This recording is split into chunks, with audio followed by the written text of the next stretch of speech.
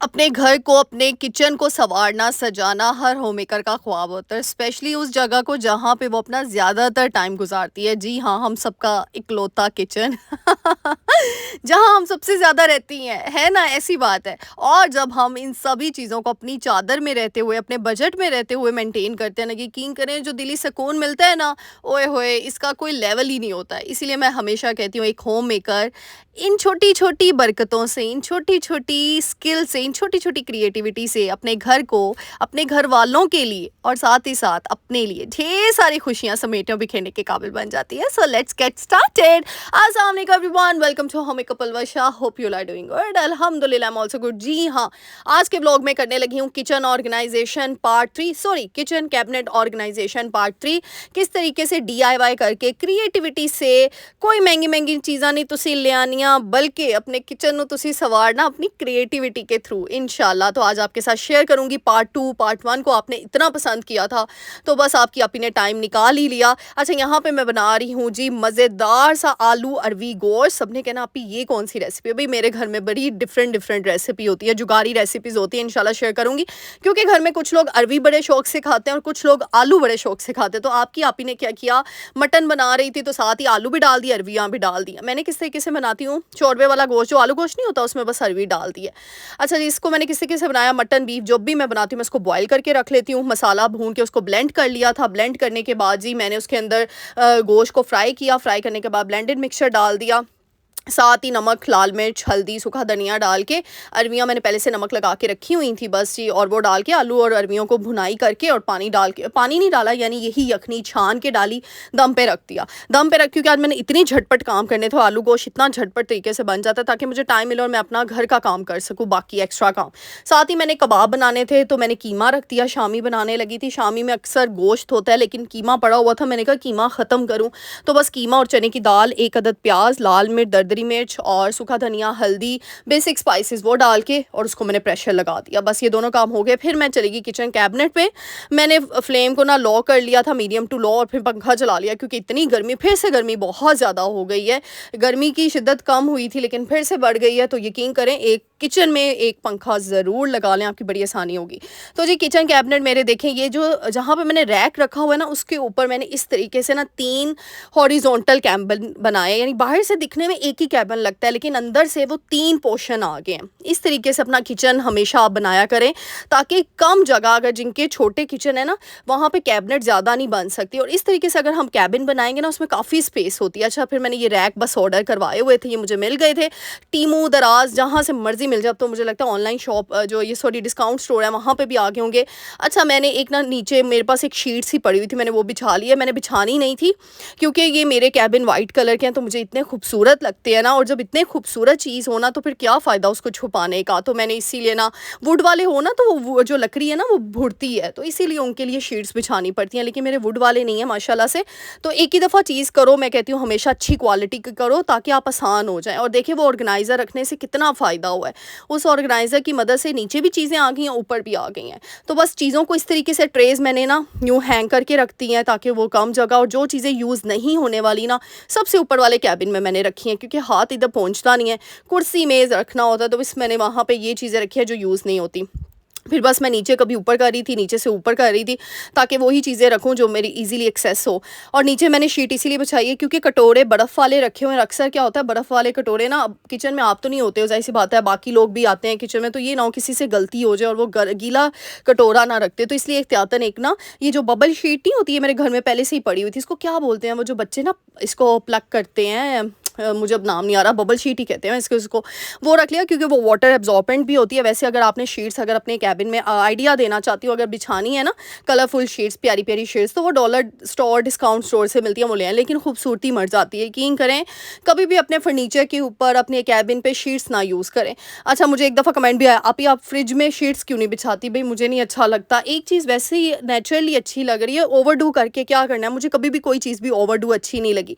हाँ, जहाँ पे ज़रूरत है कर कर लो जहाँ पे नहीं ज़रूरत। तो माशाल्लाह से मैं फ्रिज का यूज़ ही इतने हम अच्छे तरीके से करते हैं कि वो शीट बिछाने की ज़रूरत नहीं होती है। तो इस वजह से मैंने शीट नहीं बिछाई और कैबिन में भी मैं बिल्कुल शीट नहीं बिछाऊँगी। और देखिए इसी तरह कितना खूबसूरत लग रहा है। बस मैंने चीज़ें इस तरीके से सेटल करके रखी हुई हैं कि वो ना आसानी से ना मैं साफ़ कर सकूँ कपड़ा पकड़ के। तो बस ये ट्रेज़ वगैरह मैंने इस तरीके बेकिंग ट्रे थी वो मैंने इस तरीके से ना उसको लटकाई शक्ल में रख दिया है और नीचे मोहम्मद बेटा के वो रख लिए हैं, बर्तन वगैरह रख लिए हैं। फिर मेरे पास ना ये डब्बे-डुब्बे पड़े थे। अच्छा मुझे ना ये डब्बे जब आते हैं मैं खरीदती नहीं हूँ, मज़े की बात बताऊँ। ये जो होते हैं ना प्लास्टिक के बॉक्सेस, इसमें कभी कोई चीज़ आपके घर आ जाती है या फिर आपने मंगवाए होते हैं, ये बड़े काम के होते हैं। अक्सर हमें किसी के घर कोई चीज़ भेजनी होती है तो ये प्लास्टिक बॉक्स काम आता है। फिर हमें मैंने खुद मोहम्मद बेटा के साथ जब बाहर जाना होता है ना तो मुझे याद है इसमें मैं खजूरें और ना नट्स वगैरह रख के चली जाती थी। बड़ी आसानी होती है। फिर आप ना बाहर जाके एक्स्ट्रा चीज़ें फ़ज़ूलियात नहीं खाते हो, बल्कि आप ना ये आपका स्नैक टाइम बड़ा हेल्दी स्नैक टाइम बन जाता है। तो इसीलिए मैंने सारे डब्बे ना इस वाले बैग में रख लिए। बैग को मैंने कट किया क्योंकि वो इतना लंबा होता है, कैबिन में आना नहीं था। कट करके ना उसके चारों हिस्सों में कट लगा के उसको फ़ोल्ड कर लिया, छोटा कर दिया उसको, और इस तरीके से सारे डब्बे-डुब्बे जो प्लास्टिक के थे मैंने इसमें सँभाल दिया। और मैंने घर वालों को बता दिया, भई आज के बाद अगर प्लास्टिक के डब्बे चाहिए तो इसमें हैं। कोई कैबिन ढूँढ के, और मतलब वो होता है ना एक कैबिन खोलो दूसरा खोलो, मिल नहीं रहे होते कभी चीज़ें। तो यहाँ पे देखिए मैंने ये वाला बैग रख लिया था। आप इस तरीके से भी अगर आपके नॉन मॉड्यूलर किचन है ना तो मैं आपको आइडिया देती हूँ, इस तरह के बैग्स तो हर घर में होते हैं। शॉपिंग करके हम लोग आए होते हैं तो बस इसके अंदर चीज़ें डाल के ऑर्गेनाइज़ करके रखें, इससे बड़ी आसानी होती है। और ये देखिए नीचे ऑर्गेनाइज़र रखने से ज़िंदगी आसान हो गई है क्योंकि ज़्यादातर ना हमारे घर में डिशेज़ बहुत ज़्यादा होती हैं। फिर देखिए ऊपर कप भी रख सकते हो आप, तो इतनी स्पेस होती है। तो इस तरीके से ना ये 3 कैबिन्स के अंदर मेरी इतना सामान आ गया क्योंकि नीचे भी कैबिन है तो बस ऊपर मैंने इतनी लिमिटेड चीज़ें रखी हैं। फिर ये है मेरा जो चूल्हे के ऊपर कैबिन बने ना वो इस तरीके से मैंने बनाया।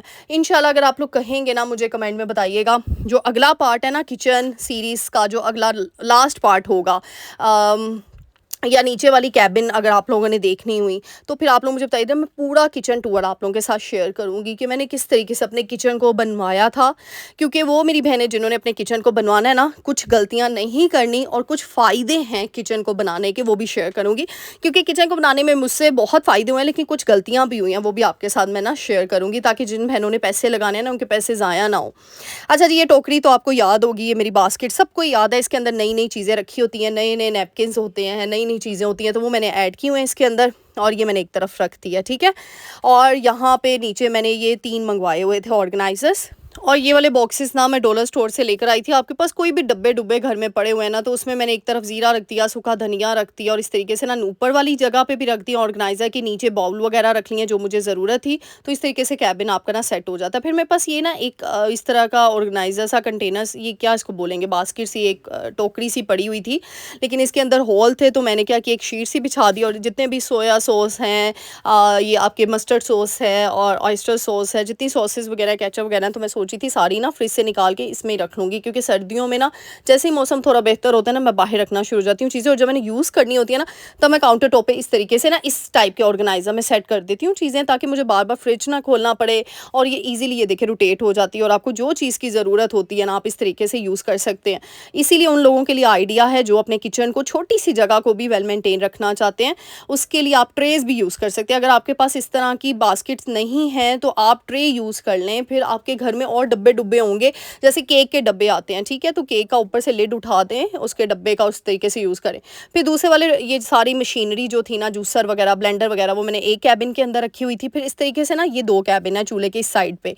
इन कैबिन में सबसे ऊपर वाले कैबिन में मैंने न्यू चीज़ें रखी हुई हैं क्योंकि वो ईजिली एक्सेस नहीं होता ये वाला, तो मुझे चेयर या टेबल रखना होता है, तो इसी वजह से ना मैंने इसको पहले सारा साफ़ किया। ये देखिए इस तरीके से बड़ी आसानी होती है। अब अगर शीट बिछाई होती तो शीट उतारती, शीट को धोती, साफ़ करती, और फिर कैबिन भी मुझे साफ़ करने पड़ने थे, तो इसीलिए ना मैंने शीट बिछाई नहीं है कि वो माशाल्लाह से इतना साफ़ सुथरा रहता है कि एक कपड़ा बस थोड़ी दफ़ा ही लगाने से वो सही हो जाता है। तो यहाँ पे मैंने ये नई चीज़ें रखी हुई हैं सारी की सारी, जैसे ये मोहम्मद बेटा की आइसक्रीम जो है वो मोल्ड है, तो बस ये मैंने एक तरफ रख दिया। वो न्यू जग वगैरह थे वो रख दिए हैं मैंने एक तरफ, और कुछ ना सिंक के लवाजमात होते हैं जो इस तरह की नई चीज़ें ना मैं रखती जाती हूँ, स्पंजेस वगैरह, जाली वगैरह और जो भी चीज़ें हैं। तो मैंने इस तरह की टोकरी रखी हुई है, ये भी फ्रूट बास्केट थी मेरे पास, इस तरह के 3 बास्केट थी, इनको मैंने यूटिलाइज़ किया। इस तरीके से आप फ्रूट बास्केट्स को जो आपके पास पड़ी होती हैं, डब्बे डुब्बे होते हैं, उनको ही आप बहुत सी चीज़ें उसमें ऑर्गेनाइज़ करके छोटी छोटी जगह जगह पे रख सकती हैं। चीज़ें ऐसे पड़ी हों तो मज़ा नहीं आता, चीज़ें ऑर्गेनाइज़ वे में पड़ी हों ना, यकीन करें खुशी होती है। अब मैं बाज़ार जाऊँगी तो मुझे पता होगा कि मैंने स्पंजेस वगैरह कुछ नहीं लेकर आने, क्योंकि वो मेरे पास पूरा एक स्टॉक पड़ा हुआ है, पूरे 2 माह का, 3 माह का, बल्कि मुझे लगता है ये 6 महीने का स्टॉक है जो मेरे पास पड़ा हुआ है। तो इसलिए मैं वो चीज़ नहीं खरीदूँगी, इससे पैसे की भी बचत हो जाती है और इंसान को भी खुशी होती है। अच्छा, मैं एक ऐसी होम मेकर हूँ, मुझे लगता है, मैं नहीं, हम सभी ऐसी होंगी कि हम किचन में आए, कैबिन खोलें तो चीज़ें ऑर्गेनाइज़ हो, कितनी खुशी होती है। हम कबर्ड खोलें, कमरे में जाएँ और चीज़ें ऑर्गेनाइज़ हों तो कितनी खुशी होती है। यकीन करें, मुझे बहुत ज़्यादा एक इंसान को ना सुकून मिलता है। तो बस जी, यहाँ से भी मैंने सारा ये देखिए इस तरीके से साफ़ कर लिया और यहाँ पे मैं रखूँगी खाने-पीने का सामान, यानी ग्रोसरी को जब भी मैं ग्रोसरी करके आती हूँ, यहाँ पे भी मैं इस तरीके से, क्योंकि ये ड्रॉअर भी भर जाता है चीज़ों से, तो इसीलिए यहाँ पे भी यानी ऑर्गेनाइज़र मैंने ये 3 मँगवाए हैं और तीनों जो है ना मैंने वहाँ रखे हैं जहाँ पे मुझे ज़रूरत है, जहाँ ज़रूरत नहीं थी वहाँ नहीं रखे। और इस तरीके से पहले मैंने चीज़ें शॉपर में रखी होती थी, लेकिन अब मैंने इनके सब के लिए डब्बे निकाल लिए ताकि हर चीज़ प्रॉपर डब्बों में पड़ी होती है ना, इससे चींटियाँ वगैरह नहीं आती और चीज़ें बिल्कुल। तो मैं यहाँ पे एक्सपायरी चेक कर रही थी, देख रही थी कोई चीज़ मतलब एक्स्ट्रा तो नहीं पड़ी हुई, ताकि मैं बाज़ार जाना है तो मैं फिर वही चीज़ ना लेके आऊँ अगर कोई पड़ी हुई है। तो नमक के ये देखिए पैकेट में थोड़ा-थोड़ा नमक, थोड़ी-थोड़ी चीज़ें स्पाइसेस पड़ी हुए थे, तो मैंने कहा इनको रीफ़िल कर लेते हैं बॉटल्स को। मुझे लगता है ये छोटी-छोटी चीज़ें करके हम सबको जो खुशी मिलती है ना, यकीन करें एक नेक्स्ट लेवल की जो खुशी है ना। और खुशी से याद आया, आप सबके कमेंट पढ़ के जितनी खुशी मुझे हो रही होती है ना, यकीन करें आप सब इतनी दुआएँ देते हैं मेरी बब्बर शेनियों, थैंक यू सो मच। अल्लाह ताला, मेरी दुआ है कि अल्लाह ताला आप सबकी ज़िंदगियों में ढेरों ढेरों ढेरों खुशियाँ लाए, आप सबकी ज़िंदगियों में सुकून अता करे। और जो नई शेरनी आई है वो भी अपने कमेंट में नेम ज़रूर बताया करें, क्योंकि मुझे अपनी पुरानी शेरनियों के नाम तो पता है लेकिन नई शेरनियों के नाम नहीं पता। कमेंट सेक्शन में आके अपना नेम भी बताया करें। और क्या करना है, चैनल को जल्दी से जाके लाइक भी करना है, शेयर भी करना है और सब्सक्राइब का बटन भी क्लिक करना है। और हाँ, नोटिफिकेशन भी ऑन कर लीजिएगा बेल आइकन पे क्लिक करके, ताकि जब भी मेरी वीडियो आए ना, जैसे कल नहीं आ सकी क्योंकि मेरी कुछ तबीयत बस ठीक नहीं थी, आज भी मुझे काफ़ी सांस चढ़ रहा है, लेकिन फिर भी मैं कहती हूँ नहीं, हम क्यों डाउन फील करवाएं किसी को, क्योंकि मेरी वजह से मेरी इतनी बहनें एक्टिव होती हैं। तो यकीन करें मेरा दिल नहीं चाहता, कल मेरा वॉइस ओवर इसीलिए इनकी वीडियो रेडी थी, क्योंकि आपको पता है मैं तो पोस्ट लगा चुकी थी कि मैं तो संडे को ही ये काम कर चुकी थी, लेकिन कल मेरा वॉइस ओवर मैंने किया ना, मैंने आधा वॉइस ओवर कल किया था, इतना वो डीमोटिवेशन वाला वॉइस ओवर था। यकीन करें मैंने खुद सुना तो मेरा दिल ख़राब हो गया। मैंने कहा मेरी बहनें बेचारी, क्या मेरी शेरनियाँ कहेंगी आप बीमार हो गई हैं। बीमार नहीं थी, लेकिन कभी होता है ना कि इंसान थक जाता है किसी चीज़ से, या फिर इंसान किसी के रवैये से कुछ हो जाता है। तो बस सोचें, इंसान की ज़िंदगी में ना कभी कभार अप्स एंड डाउन्स आते रहते हैं। मैं यही समझाती हूँ आपको कि ये ना समझें कि बलवशा आप ही वीडियो में आके इतना खुशी से बोलती हैं तो इनकी लाइफ बहुत ज़्यादा अच्छी है और बड़ा खुश रहती है, अल्हम्दुलिल्लाह अच्छी है। लेकिन होता है कभी डाउन भी आता है, कभी कुछ मेरी लाइफ में भी टेंशन्स आ जाती हैं, मेरी लाइफ में भी स्ट्रेस आ जाता है। तो मेरा कल दिल ही नहीं चाह रहा था वॉइस ओवर करने को, क्योंकि कल मैं डीमोटिवेट हुई थी, सही बताऊं। लेकिन मेरे लिए तो मोटिवेशन पंप है मेरे पास अल्हम्दुलिल्लाह, तो वो मुझे ना मोटिवेशन दे देते हैं। और बस वो है जी मेरी मामा। मैंने हमेशा अपनी वीडियो में बताया, मेरी जो मामा है ना वो मेरे लिए एक बहुत ज़्यादा, जो कहते हैं ना, मोटिवेशन पावर है, क्योंकि उनकी बातें इस तरह की होती हैं माशाल्लाह से। तो बस जी, फिर आपकी आपी ने इसी वजह से आज कहा था कि नहीं, तो मैंने वीडियो लगानी ही लगानी है, वॉइस ओवर करना ही करना है, फिर चाहे तबीयत जैसी मर्जी हो। भाई पलवशा उठो और अच्छा सा वॉइस ओवर करो इनर्जेटिक वे में, ताकि मेरी बहनें खुश हो जाएं। अच्छा जी, यहाँ ये भी एक सदका जारिया ही है। मुझे लगता है कि आज के दौर में कोई आपकी बात से खुश हो जाए, कोई आपकी बात को दिल पे लगा के अपने रास्तों को ठीक कर ले, अपना रब के साथ कनेक्शन स्ट्रॉन्ग कर ले, तो मेरे लिए बहुत बड़ी ब्लेसिंग है अल्हम्दुलिल्लाह कि मुझे एक ऐसी ऑडियंस, प्योर ऑडियंस मिली है जो मेरी बातों को समझती है, जो उनके दिल को मेरी बातें छूती हैं और वो उस पर इम्प्लीमेंट करते हैं और अपना रब के साथ। क्योंकि जब मुझे मैसेजेस आते हैं ना कि आप ही, आपकी वजह से हमारा ना अपने रब के साथ जो कनेक्शन है वो और स्ट्रॉन्ग हो गया है, तो मुझे बड़ी खुशी होती है। इसका सवाब अल्लाह ताला मुझे भी दे, आप सबको भी दे, आमीन सुम्मा आमीन। इसलिए हमेशा मुझे, मेरी फैमिली को, मेरे बेटे को दुआओं में याद रखा करें, क्योंकि आपकी आपी की लाइफ में भी अप्स एंड डाउन्स आते हैं, चल रहे होते हैं। लेकिन जाहिर सी बात है, इंसान इतना बताता नहीं है सोशल मीडिया पर आके, लेकिन आप सब ने मेरे लिए बहुत ज़्यादा दुआएँ करनी है, आमीन सुम्मा आमीन।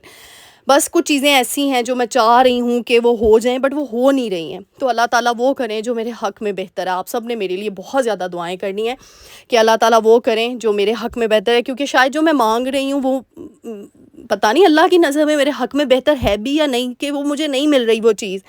तो अगर वो मुझे नहीं मिली, फिर मैं इसीलिए अपने आप को ना मोटिवेशन दे देती हूँ कि अगर वो मुझे चीज़ नहीं मिल रही, अगर मैं ज़िंदगी के उस स्टेज में नहीं जा रही हूँ, तो इसका मतलब है अल्लाह की हिकमत है उस काम में, और इंशाल्लाह अल्लाह उससे बेहतर अता कर देगा। तो आप सबने मेरे लिए बहुत दुआएं करनी, और देखिए बातों बातों में हमने ऑर्गेनाइज़ कर ली, सारे डब्बों में मैंने चीज़ें जो नट्स वगैरह थे वो सारे डाल के ऊपर भी रख लिए, नीचे भी रख लिए, और एक बड़ा डब्बा मैंने इसलिए निकाला था जिसमें ना कुछ चीज़ें होती हैं जो ना हम खोलते हैं और आधी चीज़ें वो रिफ़िल हो जाती हैं और आधे पैकेट ऐसे ही रहते हैं।